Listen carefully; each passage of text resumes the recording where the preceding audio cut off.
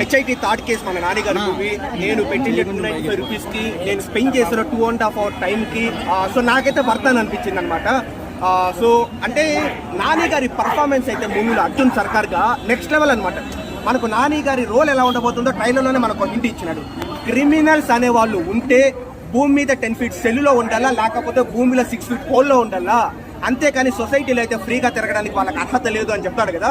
So అదే విధంగానే మూవీలో ఏంటంటే అర్జున్ సర్కారు సెల్లులో కూడా పెట్టాడు అనమాట, డైరెక్ట్గా హోల్లోనే పెట్టేస్తాడు. క్రిమినల్స్ ఎక్కడున్నా ఎవరైనా సరే వాళ్ళని తీసుకొని వచ్చి ఎంతమంది ఉన్న హోల్లోనే పెట్టేస్తాడనమాట.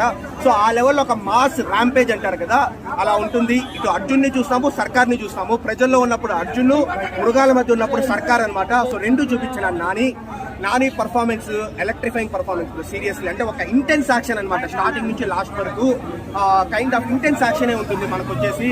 అంటే కమాండింగ్ యాక్టింగ్ అని మనకు అనిపిస్తుంది. అంటే హీరోయిన్ కూడా ఏదో ఫస్ట్ హాఫ్లో ఏంద్రా సెకండ్ హాఫ్లో రోల్ ఉండదేమో అని నేను అనుకున్నాను, కానీ బట్ డెఫినెట్లీ మంచి దృష్టి ఇచ్చిన హీరోయిన్ విషయంలో కూడా. హీరోయిన్ కావచ్చు, మళ్ళీ నాని పక్కన ఉండే ఒక అమ్మాయి కావచ్చు, వాళ్ళిద్దరు రోల్స్ కూడా మనకు బాగుంటుంది. అండ్ శైలేష్ కొలను గారి గురించి మనం మాట్లాడుకోకపోతే నిజంగానే నాని తర్వాత మనం మాట్లాడుకోవాల్సింది డైరెక్టర్ గారు అనమాట.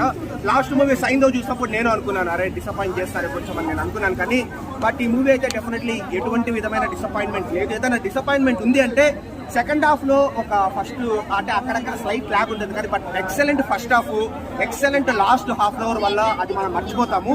సో బయటకు వచ్చేసరికి మనకు శైలేష్ కొల్ల గారి డైరెక్షన్ ఒక ఇంటెలెక్చువల్లీ షార్ప్ అనే ఫీలింగ్ మనకైతే వస్తుందన్నమాట. అండ్ మనం ముఖ్యంగా మాట్లాడుకోవాల్సినది లాస్ట్ హాఫ్ అన్ అవర్. అంటే ఆ లాస్ట్ హాఫ్ అన్ అవర్ ఆ మాస్ వైలెన్స్ ని, ఆ మాస్ కిల్లింగ్ ని మనం ఏమంటాము, మన మైండ్ బెండింగ్ గా ఉందంటామా, గూస్ బంప్స్ అంటామా, లేకపోతే నెర్వ్ ఫ్రెంచింగ్ అంటామా, హార్ట్ రేసింగ్ అంటామా, ఎలాంటి అడ్జెక్టివ్స్ యూస్ చేసుకున్నా కూడా సో నాకైతే కొంచెం తక్కువే నాకు అనిపించింది. సో ఓవరాల్ గా